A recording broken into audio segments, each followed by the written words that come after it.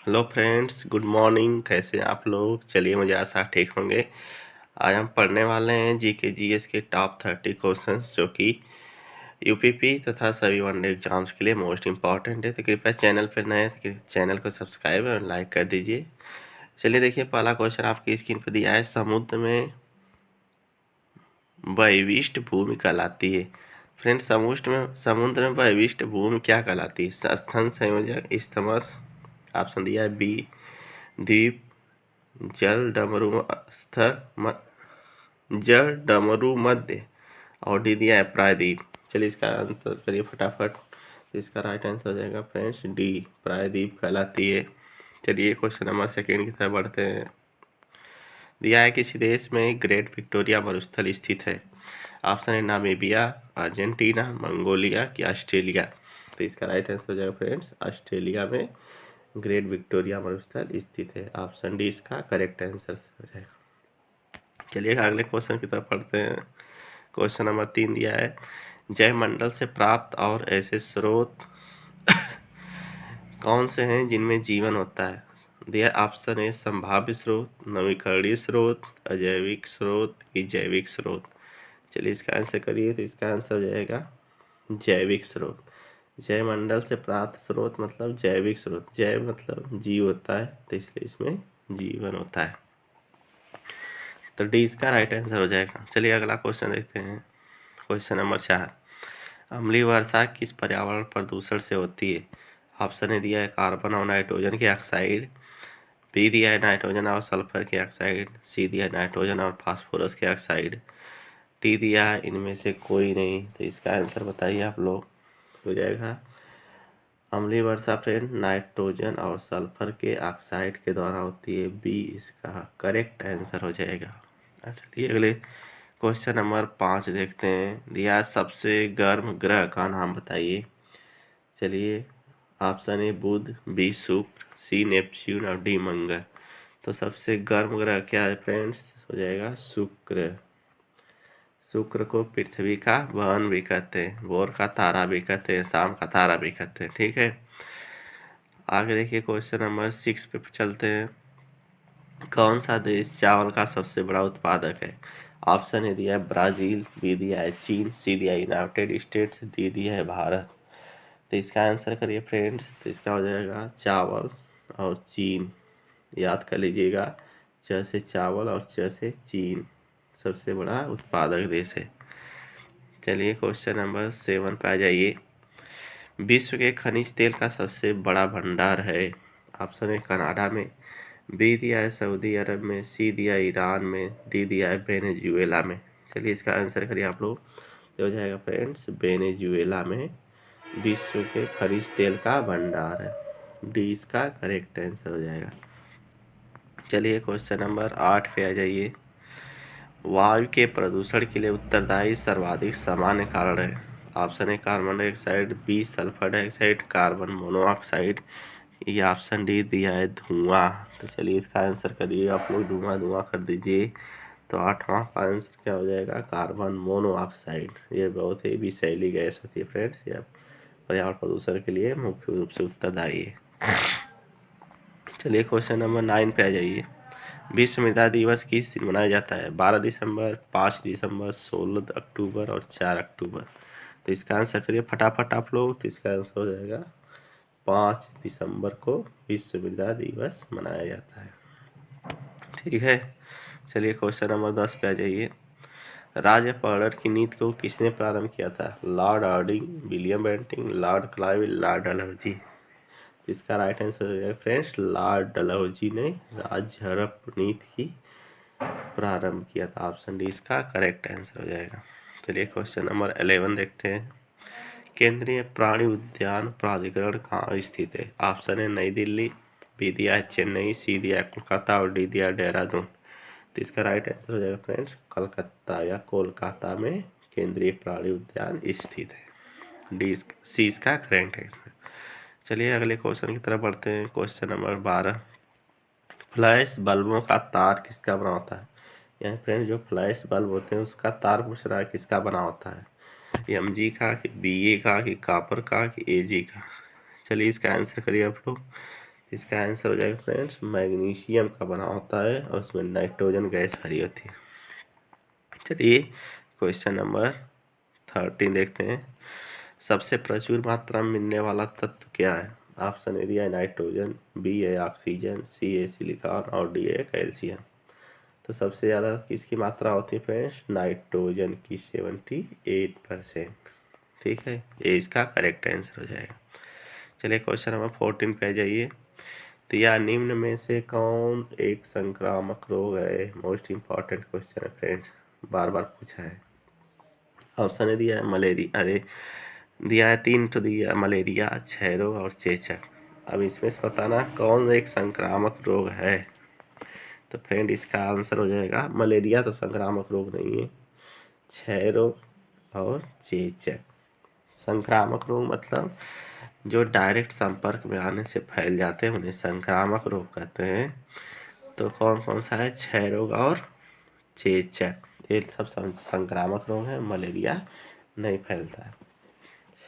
तो कौन 2 और 3 ऑप्शन नंबर इसका हो जाएगा बी, 2 और 3 सही है, बी इसका करेक्ट आंसर हो जाएगा। चलिए क्वेश्चन नंबर 15 देखते हैं। जब एक चींटी काटती है तो किस अम्ल का रिसाव होता है? चींटी चींटी एक क्वेश्चन फ्रेंड्स आप लोगों को परीक्षा मिलने वाला अम्ल से जरूर। हाइड्रोक्लोरिक अम्ल, एसिटिक अम्ल, फॉर्मिक अम्ल की फास्फोरिक अम्ल। तो जब चींटी काटते हैं फ्रेंड्स तो उसमें से फॉर्मिक अम्ल निकलता है, याद कर लीजिए आप लोग फॉर्मिक, ये आपसे याद कर लीजिए। और चींटी, चींटी में देखिए 2 अक्षर है और फार्मिक में 3 अक्षर है।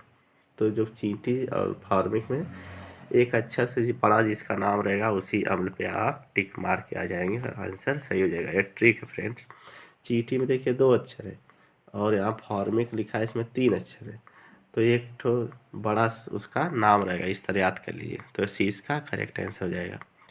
चलिए क्वेश्चन नंबर 16 पे आ जाइए। क्वेश्चन नंबर 60 देखिए, दिया है सामान्यतः उत्तल दर्पण का प्रयोग खाली स्थान में होता है। सौर चूल्हा, अग्रदीप का प्रतिक्षेपक, नेत्र अंतर्दर्शी और पश्चदर्शी दर्पण। तो इसका राइट आंसर जाएगा फ्रेंड्स पश्चदर्शी दर्पण के रूप में सामान्यतः उत्तल दर्पण का प्रयोग होता है, डी इसका करेक्ट आंसर हो जाएगा। चलिए अगला क्वेश्चन देखते हैं। दिया है निम्नलिखित में से कौन सी असंक्रामक प्रवृत्ति की है? अब देखिए वहाँ पे संक्रामक पूछा था, यहाँ असंक्रामक, यानी जो एक दूसरे के संपर्क में आने से नहीं फैलते हैं रोग, उसे असंक्रामक कहते हैं। हैजा हो गया कि चेचक है कि क्षय रोग है कि कर्क रोग है? चलिए इसका आंसर करिए आप लोग। तो इसका आंसर है फ्रेंड्स कर्क रोग। कर्क रोग संपर्क में नहीं आने से फैलता है, ठीक है, डी इसका करेक्ट आंसर है, ये अपने आप पैदा होता है। चलिए क्वेश्चन नंबर 80 देखते हैं। मानव शरीर की दूसरी सबसे बड़ी ग्रंथि कौन सी है? ऑप्शन ए दिया है यकृत, बी दिया है बड़ी आंत की छाती की अग्नाशय।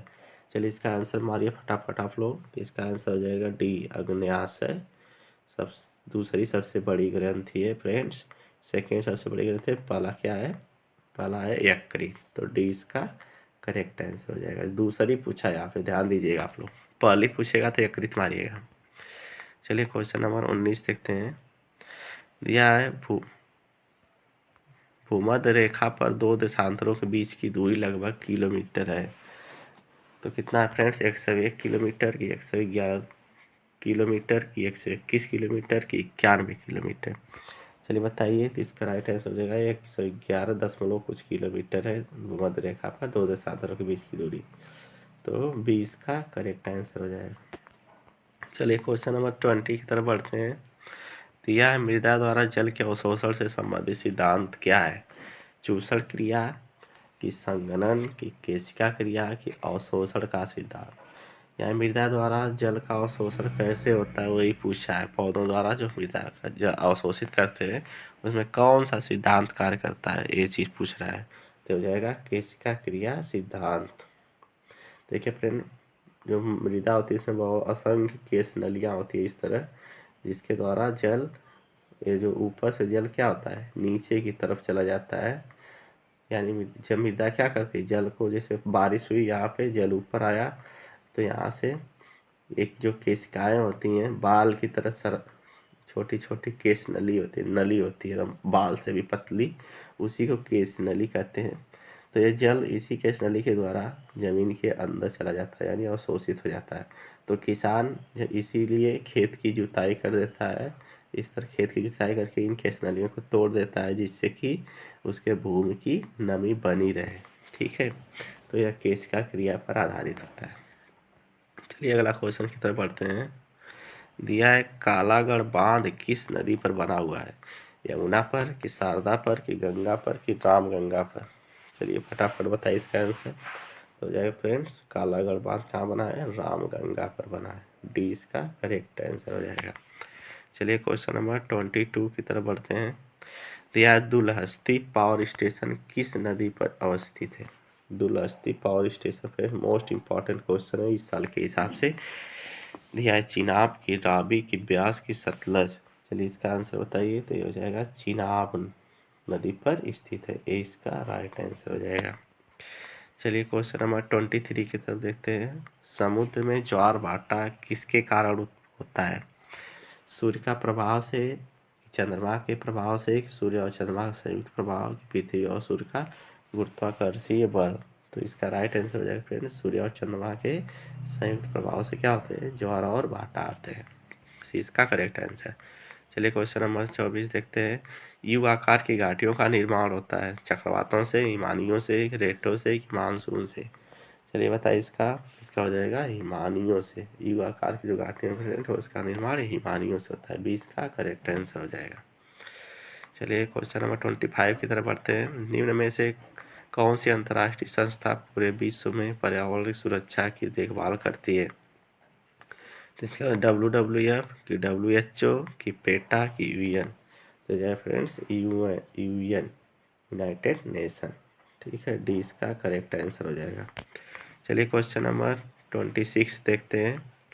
कीटनाशकों के अत्यधिक इस्तेमाल से होगा, फ्रेंड्स जो कीटनाशक का इस्तेमाल किया जाता है फसलों में, उससे ज़्यादा इस्तेमाल करने से क्या होगा, वही पूछ रहा है। वायु प्रदूषण होगा कि ध्वनि प्रदूषण होगा कि जल प्रदूषण होगा कि ये सभी होगा। इसका फ्रेंड्स क्या होगा, जल प्रदूषण होगा। ऑप्शन सी इसका करेक्ट आंसर हो जाएगा। कीटनाशक का ज़्यादा छिड़काव करेंगे तो खेत में रहेंगे और पानी की सहायता से वो जल में चले जाएंगे, जल में मिल जाएंगे, जिससे जल प्रदूषित हो जाता है। तो जल प्रदूषण इसका करेक्ट आंसर हो जाएगा। चलिए क्वेश्चन नंबर 27 की तरफ बढ़ते हैं। लवण जो जल का अवशोषण करता है कहलाता है हाइग्रोस्कोपिक लवण, एनहाइड्रस लवण कि हाइड्रोफिलिक लवण कि हाइड्रोफोबिक लवण। क्या कहलाता है फ्रेंड, इसका आंसर करिए आप लोग। जो कि जल का अवशोषण करता है उसको कहलाता है हाइग्रोस्कोपिक लवण। ऑप्शन ए इसका करेक्ट आंसर हो जाएगा। चलिए क्वेश्चन नंबर 28 की तरफ बढ़ते हैं। पारिस्थितिक तंत्र एवं प्राकृतिक अधिवासों का संरक्षण तथा उनके प्राकृतिक वातावरणों में प्रजातियों का जीवन क्षम जनसंख्या का रखरखाव एवं प्रतिप्राप्ति के लिए प्रयुक्त पद है। क्रोड संरक्षण, स्वस्थानीय संरक्षण की, अपस्थानीय संरक्षण की, परिधीय संरक्षण। चलिए इसका आंसर बताइए। तो हो जाएगा अपस्थानीय संरक्षण। तो ये का सी इसका करेक्ट आंसर हो जाएगा। चलिए क्वेश्चन नंबर 29 देखते हैं। यह सामुद्रिक कच्छपों को जीवंत जीवाश्म कहा जाता है क्योंकि वे 150 मिलियन वर्षों से अधिक समय से पृथ्वी में उपस्थित है। भारतीय उपमहाद्वीप के जल भागों में पाए जाने वाले 5 प्रजातियों के समुद्री कच्छप में सबसे अधिक संख्या किसकी है। मोस्ट इंपॉर्टेंट क्वेश्चन फ्रेंड, इसी तरह का क्वेश्चन पूछेगा परीक्षा में। Kemp's ridley, loggerhead, olive ridley, flatback. चलिए इसका आंसर करिए आप लोग। तो इसका हो जाएगा ओलिव रिडले की संख्या सबसे अधिक है। ठीक है, क्वेश्चन नंबर 30 पे बढ़िए और आज का लास्ट क्वेश्चन। विश्व उष्मायन के लिए निम्न में से कौन एक कारक है। वाहनों से निकली गैसें, पेड़ पौधों से निकली गैसें, भट्टियों से निकली गर्म हवा की रसोई गैस। ये हो जाएगा विश्व उष्मायन के लिए क्या है, वाहनों से निकली गैसें। ये इसका करेक्ट आंसर हो जाएगा फ्रेंड्स। तो आज तक यहीं तक, मिलते हैं नेक्स्ट वीडियो में। तब तक फ्रेंड्स चैनल पर नए हैं तो चैनल को सब्सक्राइब कर दीजिए और वीडियो को लाइक कर दीजिए और स्वस्थ रहिए, मस्त ऐसे तैयारी करते रहिए, आप लोगों का सिलेक्शन ज़रूर होगा, 100% होगा, मेरी दुआ है सबसे। ठीक है, चलिए मिलते हैं नेक्स्ट वीडियो में, तब तक के लिए जय हिंद, वंदे मातरम। आप